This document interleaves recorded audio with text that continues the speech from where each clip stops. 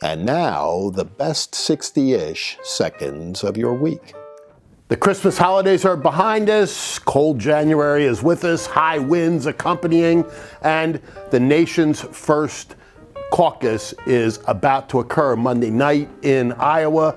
Voters will go to their caucus locations. It's supposed to be sub-zero temperatures there, or at least wind chills, horrible conditions. And look, they don't have early voting. They don't have mail-in ballots. It isn't even a situation where you go into a polling place and cast your vote. You're committing to be there for an hour, 2 hours in somebody's living room, in a fire hall, in a community center, etc., to hash out the issues surrounding the candidates and ultimately to caucus for the candidate of your choice. They're not even electing delegates. They're electing delegates to elect delegates down the road. It's a pretty convoluted system, but the eyes of the nation will be on Iowa to see how the varying candidates perform.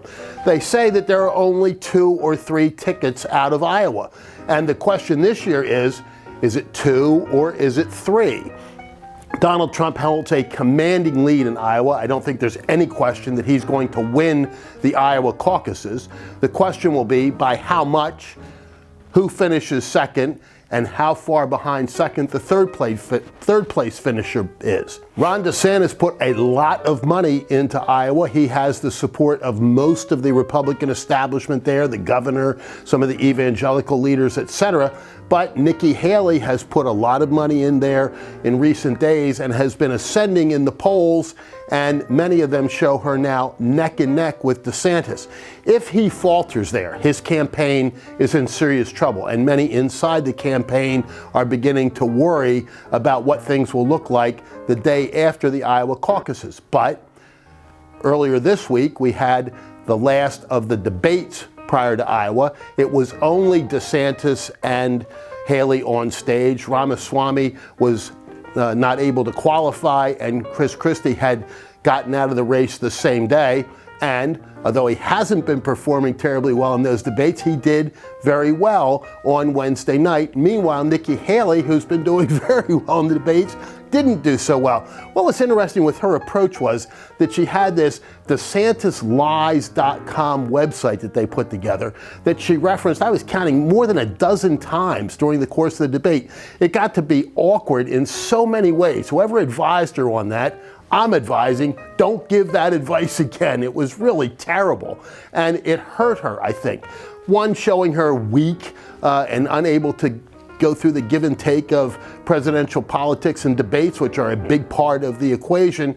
And 2, it just was so awkward to constantly be falling back on, it's a lie, he's lying because he's losing and all this stuff. And go to my website. This was something out of the early 2000s. So it didn't do well for her, but at the end of all that, it still was Donald Trump, who didn't participate, had the better night. He was on a one-on-one town hall over on Fox News and did very well. He wasn't as bombastic as he usually was or is, very measured, very scripted, etc., and looked good, looked very presidential, etc. So again, Trump will win in Iowa. Who finishes second is an open question at this point, and how big a gap there is between second and third, because when they go to New Hampshire a week later, Nikki Haley is going to do very well there. The question is, can she get really close to Trump? Right now, the polling shows her within striking distance.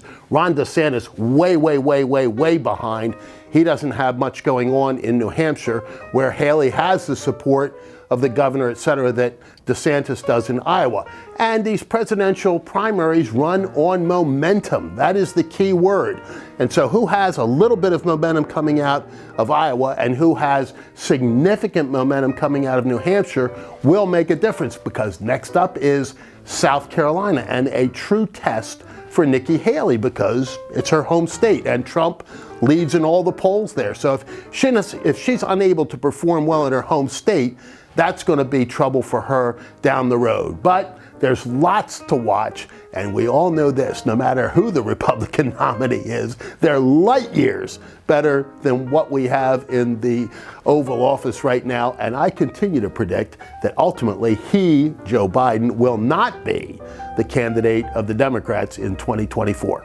And speaking of the Bidens, Hunter Biden back in the news, front and center by his own reckoning, showing up at a congressional hearing. I mean, they just try to make a mockery out of all this stuff, and bluntly, it's really disgusting. Hunter Biden's going to have his day in court this week, being arraigned on tax evasion charges and other serious problems for him. They continue to multiply, and this much we know. Despite the protestations of his father about not knowing anything about Hunter Biden's business, it is increasingly clear that he knew a lot. He's on the phone, for crying out loud, with these business connections that Hunter Biden, the consummate business person in the universe, getting millions and tens of millions of dollars for his efforts, was collecting, and everybody knows why. Who's kidding who? And Donald Trump's legal woes continue, but they don't seem to be affecting him politically. He has maintained a lead that went up with each and every indictment and continues to hold a commanding lead. We'll see what happens in Iowa and in New Hampshire. And finally, the Michigan Wolverines are national champions in NCAA college football, capping off an undefeated season by defeating Washington, and questions about the future of their coach, but questions about two coaches, not so much. Bill Belichick, and as a Philadelphia Eagles fan, you can imagine I'm not a big fan of Bill Belichick, but really iconic in his record in New England, is fired by the Patriots.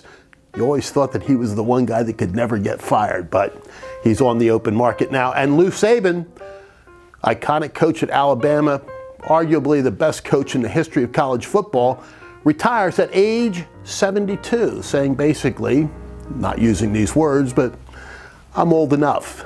Some presidential candidates might look at that and wonder. We all do. And for now, that is the best 60-ish seconds of your week.